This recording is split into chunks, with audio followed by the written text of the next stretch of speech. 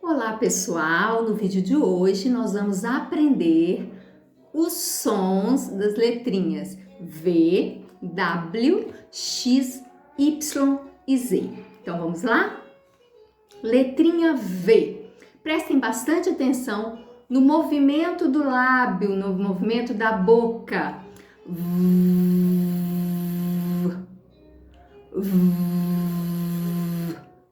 O V, a letra V, treme o lábio, faz o encontro labial e o ar faz com que os lábios deem uma tremidinha. Então, esse é o som da letra V.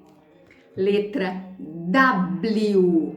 O W é uma letra que na língua portuguesa nós utilizamos muito mais para nomes de pessoas.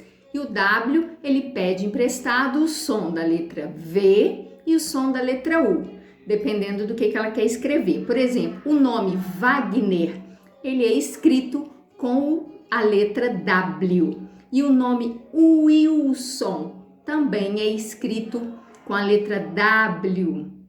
O nome Wellington é escrito com a letra W. William, Wagner, todos esses são escritos com a letra W. Então, às vezes vai fazer o som do V, às vezes vai fazer o som do U, ok? Letra X. O X faz esse sonzinho aqui, ó.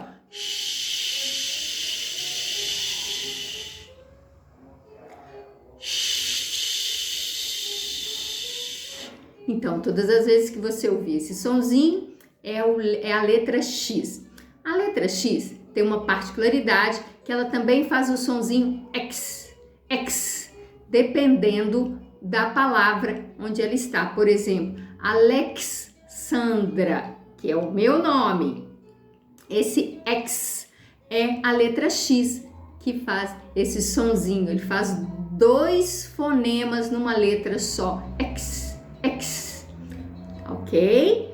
Tá? Então prestem bastante atenção. É como se fosse a letrinha C junto com a letra S. Kiss, kiss, kiss. X, kiss. Tá? Alexi. Não é assim? Alex, Alex. Ele faz dois fonemas numa letra só. Então é só prestar atenção que você vai acertar sempre que prestar atenção no som da letrinha, ok?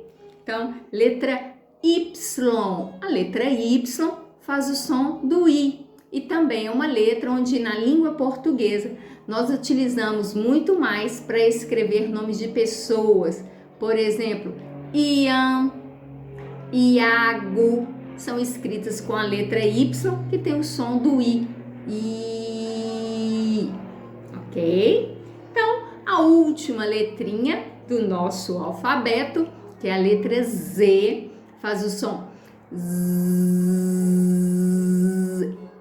Percebem que a língua vai sendo apertada pelos dentes e o ar sai entre a língua e o dente. Z. Z.